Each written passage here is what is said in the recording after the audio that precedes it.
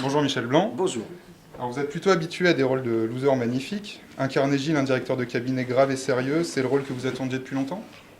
Oui, entre autres, mais j'ai été très content de jouer les autres avant, mais j'avais très envie d'aborder des personnages qui n'ont pas ce côté en déséquilibre, un côté, même dans les sujets sérieux dans lesquels j'ai pu jouer, comme Monsieur Hir, ce sont des personnages qui sont pas des losers, qui sont des gens un peu broyés par, soit par la vie, là en l'occurrence Monsieur Hir c'était par la vie, mais qui ne sont pas bien dans leur droit dans leurs bottes et pas bien dans leur godasse, si j'ose dire.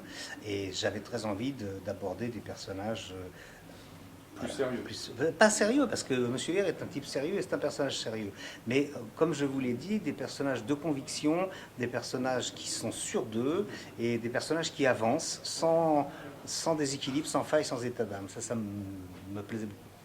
Vous avez rencontré des hommes politiques ou suivi des hommes politiques pour ce rôle? Non, mais lui l'a fait, le metteur en scène, ce qui fait que, comme c'est lui qui m'a dirigé, j'avais pas besoin d'aller voir sur pièce.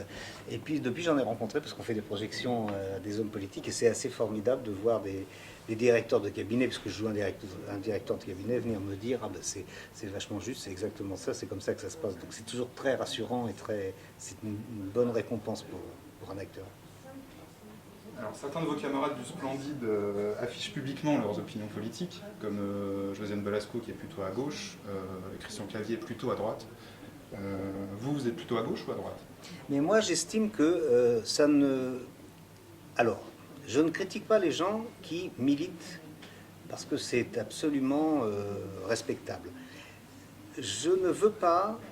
Je suis un citoyen qui vote, qui écoute beaucoup les hommes politiques.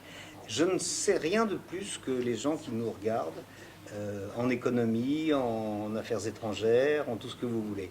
Si je me trompe en votant pour quelqu'un, et ça m'est arrivé, je ne citerai pas de nom, mais en votant pour des gens et après en se disant finalement je me suis fait avoir, ça n'entraîne qu'un bulletin erroné. Si je me mets à passer à la télévision sans avoir plus d'informations que les gens qui me regardent en leur disant mais si, je vous assure, il faut voter pour un tel, j'entraîne avec moi des gens peut-être dans une faute, dans une erreur, enfin une faute c'est pas une faute, mais dans une erreur.